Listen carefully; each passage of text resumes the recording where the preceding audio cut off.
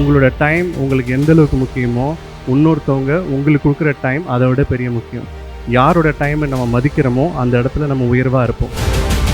தோல்வியா இருந்தாலும் ஒரே மனப்பான்மையில எடுத்துக்கணும். வெற்றியா இருந்ததுன்னா அமைதியா செலிப்ரேட் பண்ணணும். அப்துல் கலாம் அப்படிங்கிறவர் வந்து ஒரு நல்ல மனிதரா இருந்தார். அந்த மனுஷன் காமிச்ச அந்த அக்கறை, அந்த ட்ரீம் அப்படிங்கிற ஒரு வேர்டுக்கு கொடுத்த அந்த பவர்ஃபுல்லான ஸ்டேட்மெண்ட், அதுதான் இந்த மனுஷனுடைய அவர் இறந்தும் வாழ்றாரு, வாழ்ந்து கொண்டு தான் இருப்பாருங்கிறதுக்கு அடையாளமாக விட்டு போனார் பார்த்தீங்களா? அவர் கேரக்டராக தான் நிறைய வாழ்ந்திருக்காரு. கேரக்டர் அப்படிங்கிறது உங்கள் லைஃப் லாங் இன்வெஸ்ட்மெண்ட். நீங்கள் எந்த ஸ்டேஜ் போனாலும் உங்கள் கேரக்டர் பில்டிங் அப்படிங்கிறது எங்கே போய் எந்த இடத்துல போய் நின்னாலும் உங்களை லைஃப்பில் மிகப்பெரிய ஒரு அச்சீவராக தான் காமிக்குமே தவிர உங்களை என்றைக்குமே ட்ரெயின் பண்ணவே பண்ணாது. ஒரு லீடராக உருவாகிறதுக்கான தகுதி நீங்கள் எப்படி நடந்துக்கிறீங்க, எப்படி அதை விஷயத்தை எடுத்து பேஷனேட்டாக பண்ணுறீங்க, அதில் எப்படி டிரைவ் ஆஃப் ஆக்ஷன் வச்சுருக்கீங்கன்னு பொறுத்து தான் இருக்குது.